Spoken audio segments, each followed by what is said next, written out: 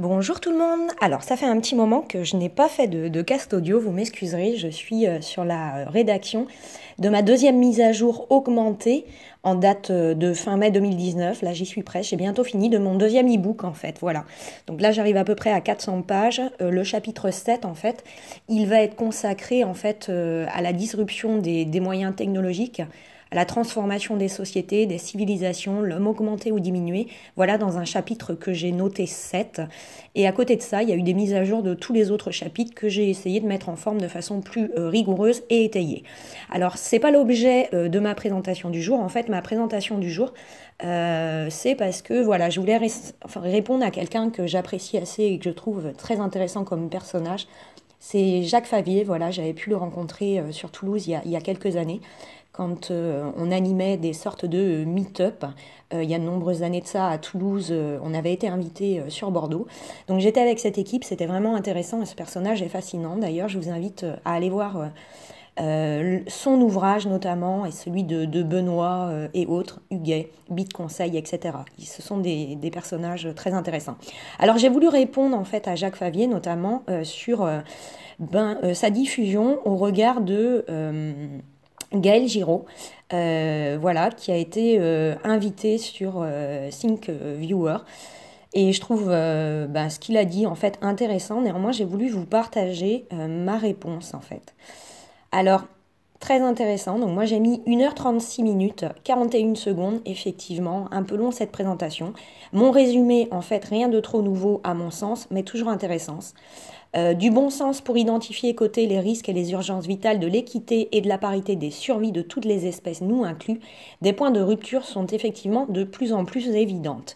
Et oui, effectivement, il parle et évoque toutes les problématiques liées au tsunami financier et les désastres humanitaires qui pourraient s'en suivre. Donc, effectivement, comme je l'ai répondu, ces risques s'accroissent. Qui fait quoi? Qui applique les gestions proactives des risques au plus haut niveau?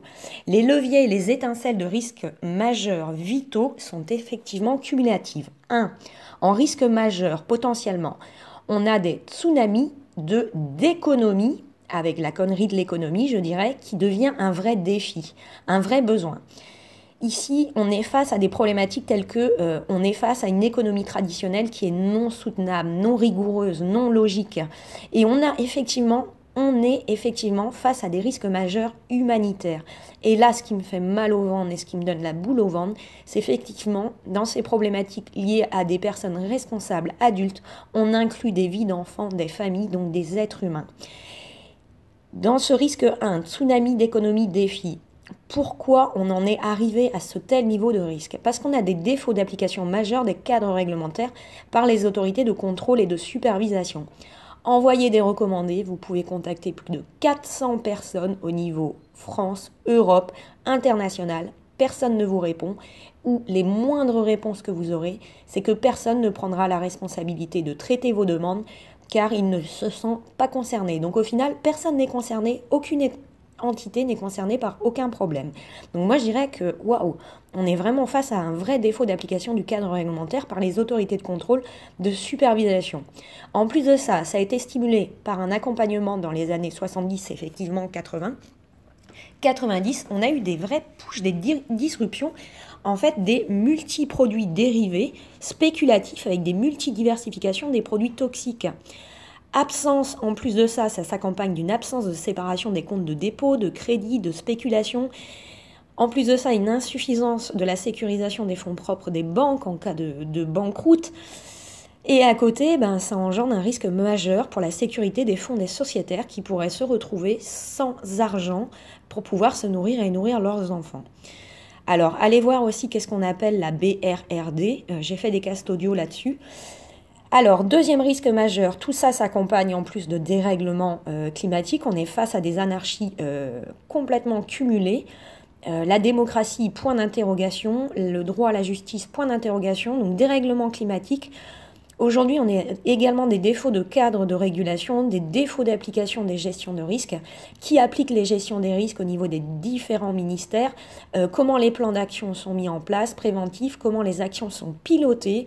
Comment elles sont quantifier en termes de dépenses, quelles sont les résultantes, est-ce que ces actions sont closes, c'est-à-dire solutionnées, ou est-ce que les plans d'action sont toujours ouverts, enfin, qui fait quoi en termes de gestion des risques.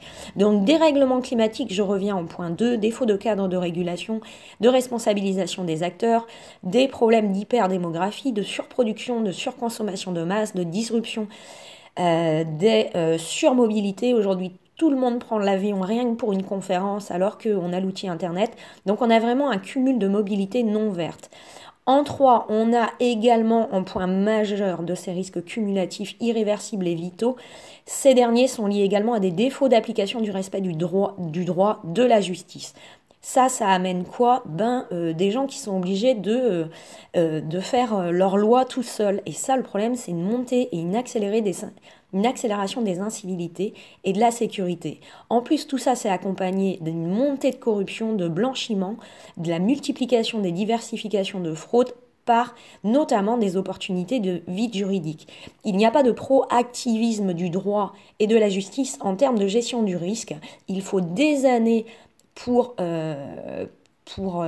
élucider un dossier, et ça malheureusement ça entraîne de la fraude cumulative. Bien sûr, nombreux sont ceux qui l'ont bien compris, donc ils en profitent malheureusement en détriment de certaines vies et de personnes qui parfois même perdent leur travail hors cadre réglementaire sans pouvoir bénéficier d'une protection juridique, d'une aide juridictionnelle, car en définitive, les tiers de confiance, ça ne les intéresse pas. Ce ne sont pas des dossiers qui leur apportent assez. Donc il n'y a pas d'application du droit, de la justice, malheureusement. C'est quelque chose à résorber très très vite. Donc, etc. La liste des défauts d'anticipation des gestions des risques, opportunités est longue et s'allonge en vitesse exponentielle malheureusement. La force de frappe, amplitude, fréquence de ces tsunamis à venir, déjà en cours, risque en plus d'être de plus en plus amplifiés par des risques de contagion systémique, c'est-à-dire partout, globalisé, internationalisé et systématique. C'est-à-dire qu'on va avoir un effet domino. Un processus fonctionnant en mode dégradé critique va entraîner un autre processus de type étatique ou gouvernemental fonctionnant en processus également critique. Enfin bon bref, c'est l'effet domino cumulé qui risque effectivement d'être additionnel, cumulatif et explosif. Alors il y a de quoi écrire des bouquins, en effet, c'est pour ça que je suis à ma deuxième mise à jour et que j'arrive à plus de 400 pages. Je pense que je pourrais facilement en faire 400 encore, on verra si l'envie d'écrire me prend encore. Mais il y a de quoi écrire des bouquins, en effet, mais je préfère consacrer mon énergie à parler solutions. Et oui, c'est l'objet de mes ouvrages. Essayer de trouver des solutions, réfléchir, où sont-elles, quels sont nos leviers pour rétablir en fait les process des modes dégradés, critiques en mode au moins normaux.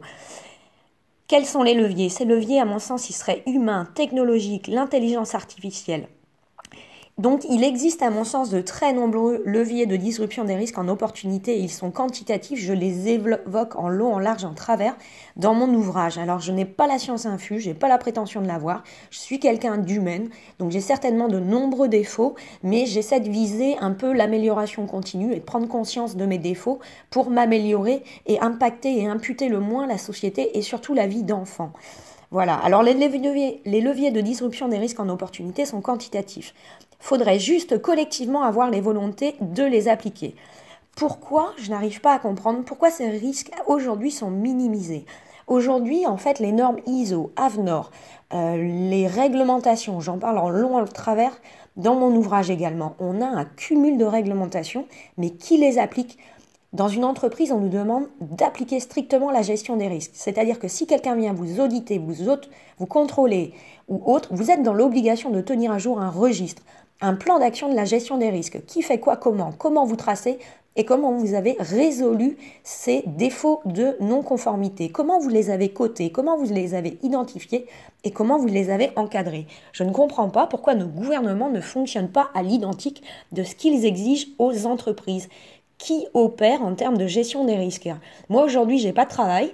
Donc, si au niveau du gouvernement ou de la sécurité civile, il y a besoin de moi pour appliquer des gestions des risques, effectivement, je ne demande qu'à aider. Parce que je trouve que vraiment, on devrait vraiment appuyer le recrutement des ressources sur ces points. C'est une urgence vitale. Alors, ces risques, effectivement, me semblent bien minimisés. Ces risques sont pourtant majeurs, vitaux, irréversibles. Cotation des risques, détectabilité, occurrence, probabilité sont au maximum et dans les zones rouges déjà depuis plusieurs décennies. Les problématiques que j'observe actuellement, c'est que de plus en plus nombreux sont ceux qui les dénoncent, les anticipent, sans même être analystes ou économistes.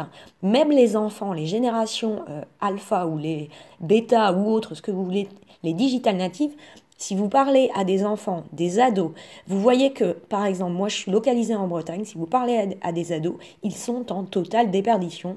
Ils sont en situation de défiance vis-à-vis du système. Donc on voit bien que même les gamins ont peur. Même les gamins se laissent aller. Je vois certains gamins ne rien faire de leur journée car actuellement ils ont peur du futur.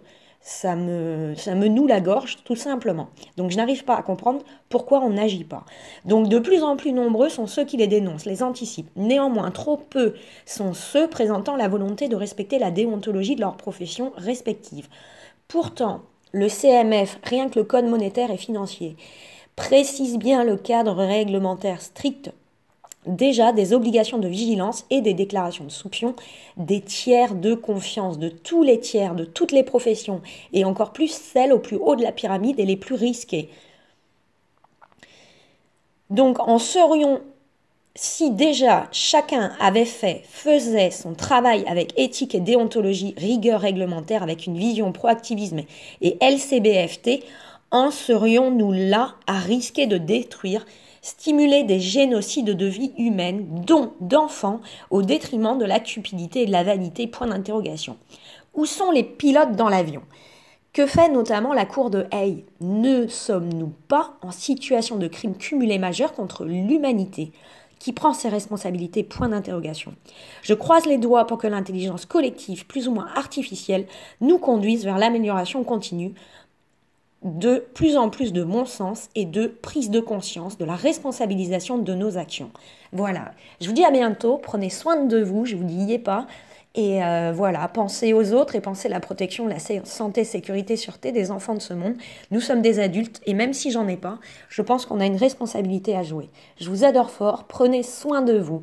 Et puis à bientôt si vous souhaitez prendre connaissance de mon nouvel ouvrage avec une deuxième mise à jour augmentée. Voilà, il s'intitule Transdisruption, algo, science, espèce. Homme, civilisation future, augmentée ou diminuée. Voilà.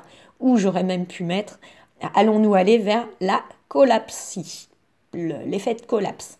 L'effet de collapse, en fait, c'est le fait que des blocs entre eux s'effondrent d'un coup.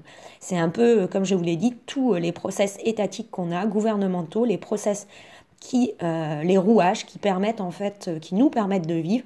C'est-à-dire qu'on pourrait avoir une boîte qui commence à tomber et qui fasse tomber toutes les autres boîtes, un peu comme un château qui s'écroule. Ouais, ça c'est la collapsologie. Voilà. Donc c'est vraiment le risque majeur qui est complètement à éviter, c'est l'effondrement de certaines civilisations, de certaines espèces, et notamment de l'espèce humaine qui n'a pas beaucoup d'argent, puisque j'ai peur qu'il y ait une sélection des espèces humaines à venir à l'argent. Seuls ceux qui pourront résister à cette crise seront ceux qui ont de l'argent. Et ça, c'est pas éthique, c'est pas paritaire. Et voilà. Donc il faut agir. Les enfants de ce monde n'ont rien demandé. Allez, je vous dis à bientôt. Y est pas, prenez soin de vous et des autres, comme je vous le dis à chaque fois. Bonne journée!